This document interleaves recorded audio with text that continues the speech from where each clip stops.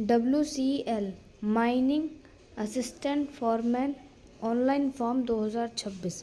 WCL मतलब western coalfield limited.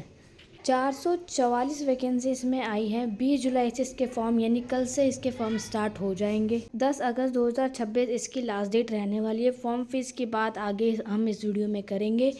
Age limit है 18 से लेकर 30 साल। एज रिलैक्सेशन की बात भी आगे इस वीडियो में हम करने वाले हैं।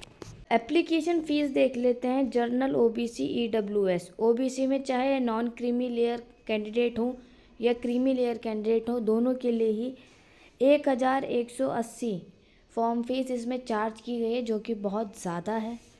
और SC, ST, PH कैटेगरी के कैंडिडेट के लिए कोई भी फॉर्म फीस चार्ज इसमें नहीं की गई है।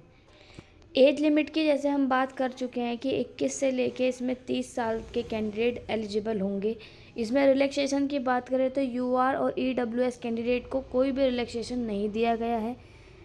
OBC non creamy layer candidate को 3 साल का रिलैक्सेशन दिया है। SC, ST को 5 ईयर का, PWD UR कैंडिडेट को 10 ईयर का रिलैक्सेशन मिला है। एजुकेशन क्वालिफिकेशन की बात कर लेते हैं तो 444 वैकेंसी 2 पोस्ट पर निकली है। एक है माइनिंग TS ग्रेड C। इसके लिए क्वालिफिकेशन होनी चाहिए कैंडिडेट के पास valid mining certificate of compulsory issued by DGMS, valid gas testing certificate, valid first aid certificate, 3 year of experience of working in underground mining. Experience मांगा है 3 साल का। इतनी चीज़ें आपके पास होनी चाहिए। ये नहीं है तो ये होनी चाहिए।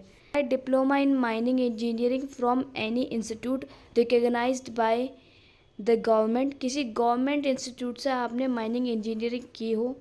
Valid overman certificate issued by DGMS, valid gas testing certificate, valid first aid certificate. ये आपके पास होना चाहिए। इसमें से या इसमें से एक होना चाहिए आपके पास। दूसरी पोस्ट है असिस्टेंट फॉरमैन की, trainee electrical supervisor grade C। इसके लिए आपके पास क्वालिफिकेशन होनी चाहिए diploma minimum 3 year course in electrical engineering in any institute recognised by government. किसी गवर्नमेंट रिकग्नाइज्ड इंस्टीट्यूट से आपने इलेक्ट्रिकल इंजीनियरिंग की हो 3 साल की। Electrical supervisory certificate valid for mines issue by the appropriate government. इस वैकेंसी के लिए आपका सिलेक्शन प्रोसीजर रहेगा। इसमें आपको एक CBT एग्ज़ाम क्वालिफाई करना पड़ेगा। CBT एग्ज़ाम में 100 क्वेश्चन होंगे, जिसमें जनरल एप्टीट्यूड से 20 क्वेश्चन आएंगे, टेक्निकल से 80 क्वेश्चन आएंगे। एक क्वेश्चन का 1 मार्क होगा। 90 मिनट इसकी टाइम ड्यूरेशन रहने वाली है इस टेस्ट की। Multiple choice question type question paper होगा। इसमें कोई नेगेटिव मार्किंग नहीं रखी गई है। Question paper Hindi and English दोनों ही लैंग्वेज में होगा। Mining T&S grade C post के लिए 100 मार्क्स का क्वेश्चन पेपर होगा। UR EWS कैंडिडेट को 100 मार्क के इस क्वेश्चन पेपर में से 50 मार्क्स लाने होंगे, तभी वो क्वालिफाइंग माने जाएंगे। OBC non creamy layer candidates को 45 मार्क्स लाने होंगे। SC ST कैंडिडेट को 40 मार्क्स लाने होंगे। दूसरी पोस्ट असिस्टेंट फॉरमैन की पोस्ट पर जो 100 मार्क्स का क्वेश्चन पेपर रहेगा, उसमें UR EWS कैंडिडेट को 50 मार्क्स लाने होंगे। OBC नॉन क्रीमी लेयर को 45 मार्क्स लाने होंगे। SC ST कैंडिडेट को 40 मार्क्स लाने होंगे। हम इसका सिलेबस भी देख लेते हैं। Mining T&S grade C post का सिलेबस है। पार्ट 1 यानी जनरल अवेयरनेस का, general English comprehension, verbal and non verbal reasoning, logical reasoning and analytical ability, quantitative aptitude, basic numeracy, numbers and their relations, order and magnitude. Class 10th के level तक का इसमें quant यानी math section पूछा जाएगा। Data interpretation, chart, graph, table, data sufficiency class 10th के level का पूछा जाएगा। General awareness, reading current issue of national importance and call industry. Part 2 आपका टेक्निकल रहेगा, जो आपने अपनी इंजीनियरिंग के दौरान पढ़ा होगा। Method of work, support, storing, open cast working, drafting, purpose of gradient, geology, formation of coal, geological distribution and precaution, mine surviving, mine fires, mine rescue, mine से रिलेटेड आपके क्वेश्चन आएंगे जो आपने अपनी स्टडीज़ के दौरान पढ़ा होगा।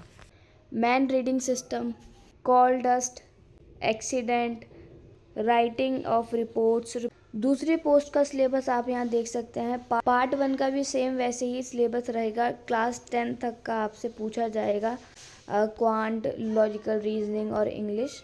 पार्ट 2 में आपका टेक्निकल टॉपिक रहेंगे, basic of electrical engineering, power generation, economics.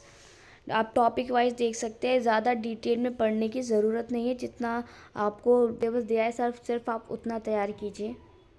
Electric drives and control, earthing system, natural system of power supply, design and layout of substation, safety in substations, operation in maintenance of substation and generating stations including maintenance of storage battery and related auxiliaries, operations maintenance of overhead lines and underground cable, safety measures in overhead lines।